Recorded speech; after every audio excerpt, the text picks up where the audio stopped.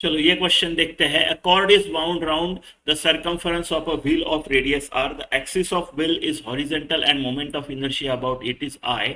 A weight mg is attached to the end of the cord and falls from the rest. After falling through the distance h, square of angular velocity of wheel क्या रहेगा? Right, एक wheel है, उसके ऊपर हमने क्या किया है, ऐसा वाइंड किया है वायर कॉर्ड को, और फिर राइट उसको हमने जोड़ दिया है एक वेट एम जी।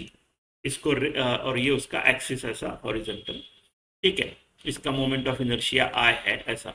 इसको छोड़ दिया, अभी छोड़ देने के बाद ये रोल होना शुरू हो जाएगा।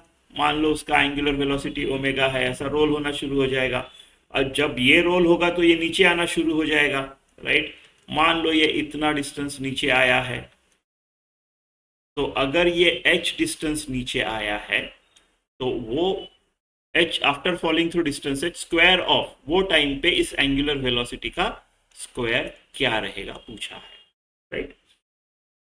तो देखो एक पर्टिकुलर इंटरवल है आपके पास, h डिस्टेंस दूर आया है, तो आपको एनर्जी कंजर्व करनी है, राइट। एक पर्टिकुलर इंटरवल में कुछ हो गया, बीच में क्या हो गया मुझे लेना देना नहीं, लेकिन एक इंटरवल में अगर कुछ होता है तो energy conservation of energy is more suitable. तो इसका पोटेंशियल एनर्जी mgh से कम हुआ है। उसके बदले में क्या हुआ है, पहले ये रेस्ट पे था, अभी घूमने लग गया। पहले ये रेस्ट पे था, अभी ये v वेलोसिटी के साथ नीचे आ रहा है। तो इसको भी एक काइनेटिक एनर्जी है मास m को, और अब की जो व्हील है वो भी रोटेट होने लग गई। तो rotational kinetic energy, translational kinetic energy, total kinetic energy ऐसी हो गई। किसके बदले में, mgh के बदले में। तो 2mgh will be equal to m। देखो अभी ये जो इसका जो एक ऐसा रोटेशन का वेलोसिटी है उसका, राइट।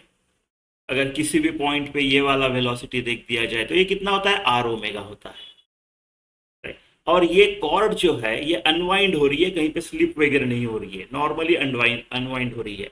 मतलब ये जो आर ओमेगा है वही ये वेलोसिटी वी रहेगा, अलग तो हो नहीं सकता, अलग होगा तो वो स्लीपिंग होगी वहां पे। तो सेम है, तो मैं v equal to R omega लिख सकता हूं, तो v square equal to R square omega square लिख सकता हूं, प्लस आई ओमेगा स्क्वायर।